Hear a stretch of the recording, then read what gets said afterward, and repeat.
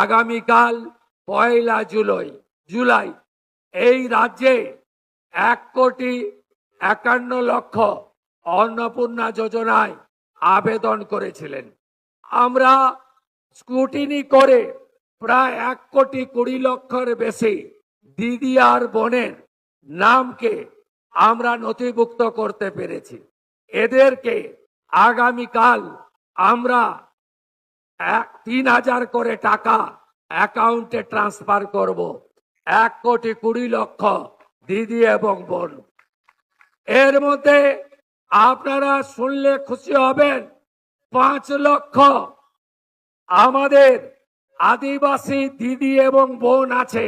5 লক্ষ তারা আগামীকাল 3,000 টাকা অ্যাকাউন্টে পাবেন।